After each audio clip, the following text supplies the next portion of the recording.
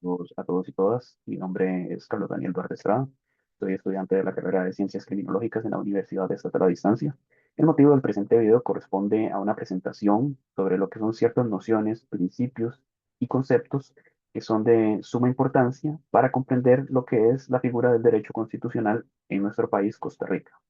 Para comenzar, es importante hacer énfasis sobre lo que es el concepto de Estado y el concepto de Constitución. Para comenzar, ¿qué entendemos por Estado? De acuerdo a esto, Bullock 2012, en su libro Derecho Constitucional, nos define que el Estado abarca la totalidad de la administración pública, tanto el poder centralizado como el descentralizado. Este se establece el Estado como un ente funcional, un aparato central conformado por distintos entes públicos. En ese sentido, bajo esta definición, vamos a entender que el Estado es todo el aparato estatal, es decir, todo lo que constituye en sí legalmente y jurídicamente al país en sí. Sin embargo, esta no es la única noción que podemos apreciar del concepto de Estado, ya que también existe una noción territorial para este concepto. De acuerdo al artículo 5 de la Constitución Política, se establece también esta noción territorial al mencionar y definir que el territorio nacional está comprendido entre el Mar Caribe, el Océano Pacífico y las repúblicas de Nicaragua y Panamá. Esta noción territorial lo que nos dice es que el Estado de Costa Rica, en este caso, el Estado se comprende territorialmente según los límites entre las distintas repúblicas. Eso nos lleva al concepto de constitución. Para entender qué es la constitución, Lutz 2006, citado en Bulmer, nos dice que la constitución se define como las instituciones encargadas de la toma de decisiones de un país, es decir, las constituciones. Estas identifican un poder supremo, distribuyen el poder propiciando la adopción eficaz de decisiones y además de ello ofrecen un cauce para conflictos políticos de largo recorrido. Y nos preguntaremos por qué estos conceptos son importantes y qué relación hay entre ellos. Bien, en la mayoría de las naciones, al ser un Estado de Derecho, la Constitución va a garantizar que el poder responda al fin último, es decir, el aseguramiento de la libertad ciudadana. Es decir, tanto el Estado como la Constitución denotan su relación estrecha en que buscan el bien común para el ciudadano, que es al final de cuentas lo que más protegen sus regulaciones y sus mismas nociones conceptuales.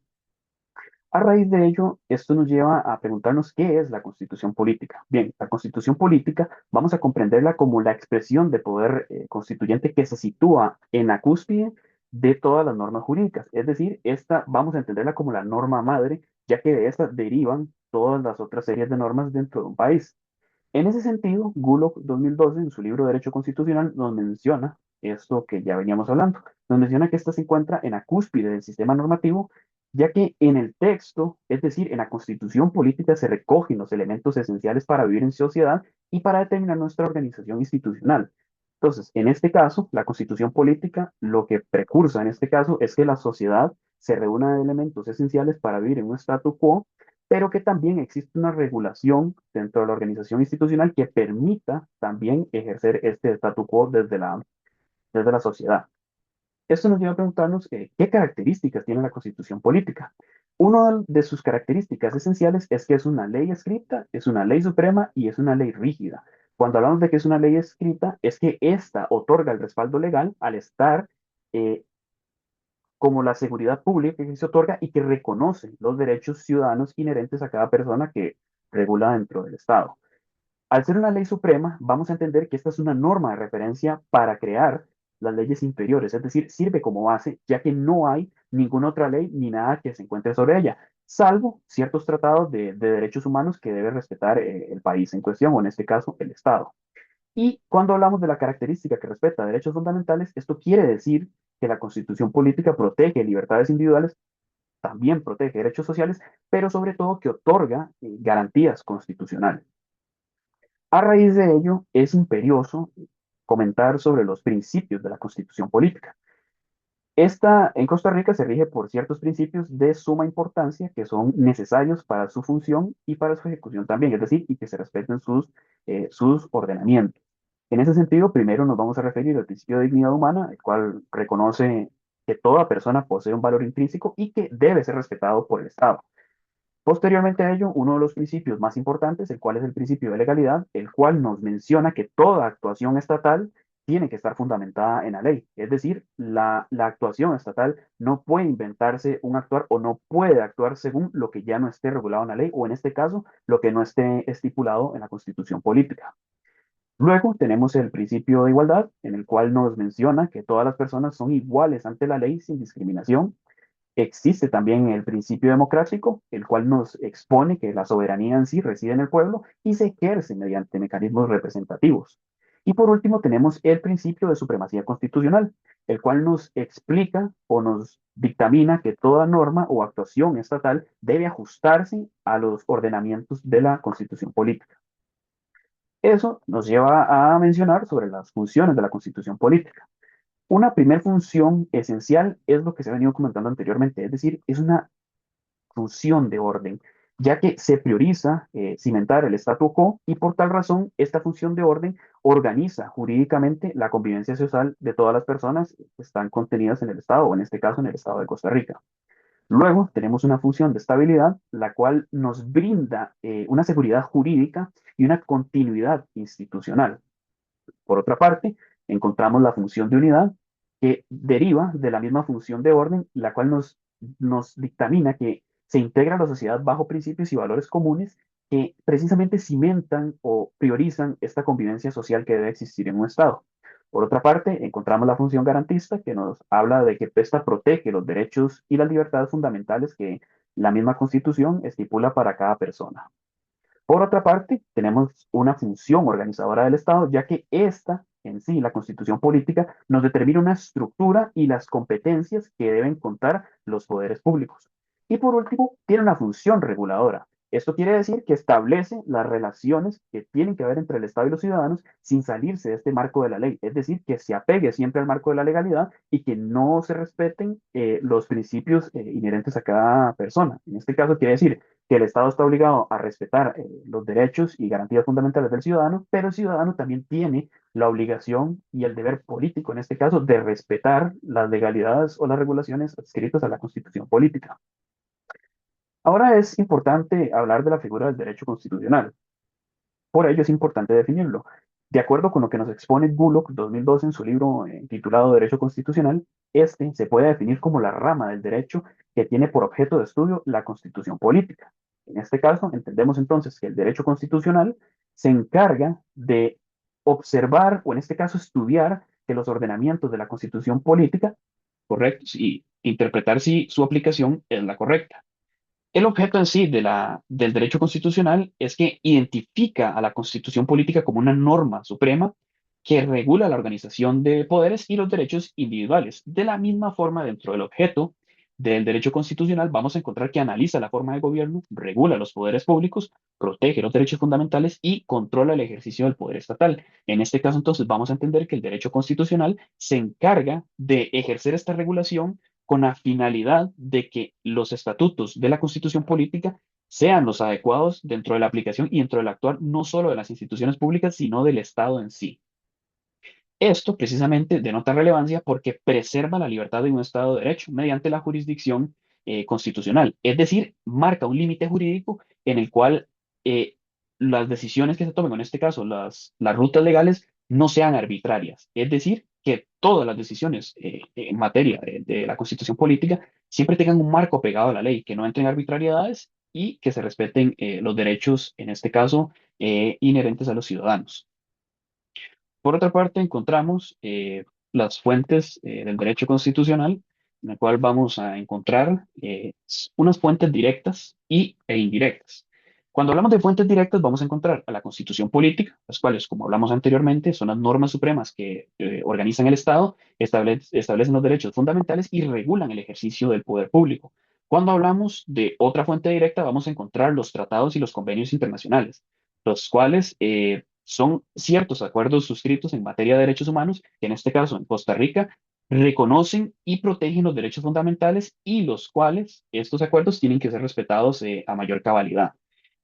Por último, tenemos como otra fuente directa a la Ley de Jurisdicción Constitucional. Esta denota suma importancia como una fuente del derecho constitucional, ya que ésta se encarga de regular el funcionamiento de la Sala Constitucional y los mecanismos de protección de derechos, de modo que se encuentre que la Sala Constitucional siempre se apegue no solo al marco de la ley, sino que su accionar se valore siempre en virtud de los derechos ciudadanos.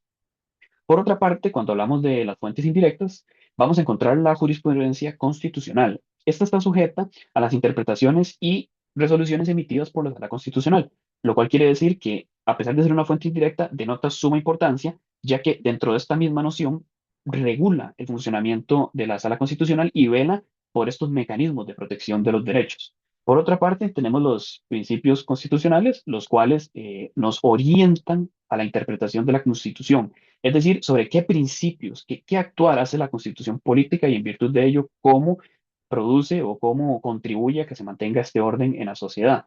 Y por último, tenemos los valores constitucionales, los cuales no son menos, sino que denotan suma importancia también, ya que estos corresponden a ciertos ideales superiores que inspiran el ordenamiento jurídico. Algunos de los que podemos encontrar corresponden a la justicia, la libertad y la solidaridad. Para ir concluyendo, es imperioso cuestionarnos si verdaderamente puede ser beneficioso convocar a una asamblea constituyente nuevamente. Desde una concepción personal, es importante reflexionar sobre que esta acción sería únicamente beneficiosa si verdaderamente existe un amplio consenso nacional y una transparencia absoluta y garantías sólidas en los derechos humanos. Esto quiere decir que si los problemas actuales pueden resolverse mediante reformas parciales y un fortalecimiento institucional, no es necesaria el cambio de una nueva constitución política, sobre todo porque tenemos que respetar la independencia de los poderes públicos, la protección efectiva de los derechos fundamentales y la base fundamental por la cual se basan la mayoría de las acciones en este país o lo que se ha caracterizado y es precisamente por la democracia.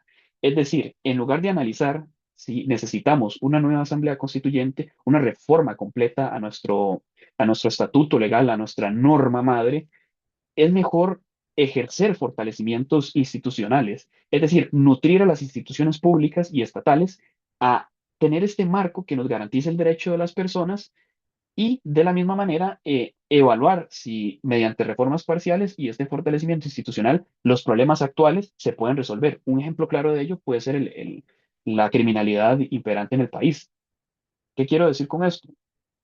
Que para reformar la criminalidad, como una serie de problemas, no es necesario reconstruir la constitución política o, en este caso, convocar a una asamblea constituyente, sino que se debe nutrir mediante reformas parciales, se debe nutrir el accionar de las instituciones para que éstas en su accionar se evoquen en el respeto a la garantía de los derechos y que este respeto sea la base de la solución de muchos de los problemas del país. En este caso, pues se identifican como los aspectos positivos de convocar una asamblea constituyente que puede existir una modernización de las instituciones públicas, las cuales tienen que constantemente estar mejorando según los nuevos retos y contextos en los cuales la sociedad se ha cimentado hoy en día.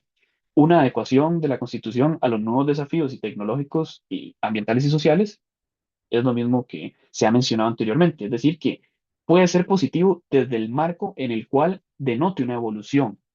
Y por último, los fortalecimientos de los mecanismos de participación ciudadana. Estos elementos conjuntos, mediante una nueva asamblea constituyente, pueden ser el nuevo orden del país, el cual determina una mejor ruta para Costa Rica. Sin embargo, es cierto que convocar una nueva asamblea constituyente evidencia ciertos riesgos. Desde un carácter personal, considero que un posible debilitamiento de derechos fundamentales ya consolidados puede ser un riesgo si se convoca una nueva asamblea constituyente. Puede existir de la misma manera una polarización política, ya que al ser un país que rompió con el bipartidismo hace muchos años, puede constituirse una polarización política al existir diferentes bandos como anteriormente o como se evidencia hoy en día en ciertos proyectos de ley. Y lo mismo puede ser otro riesgo, la concentración excesiva del poder y también la inseguridad jurídica durante el proceso de transición hacia una nueva constitución. En este caso, esto se identifica como un riesgo, ya que normalmente las personas pueden llegar a pensar que si no existe una constitución en este caso, o si no existe un marco que los proteja verdaderamente, ¿qué va a pasar en esta transición? A raíz de lo anterior, pues, agradezco su comprensión y sin más que agregar por el momento, me despido.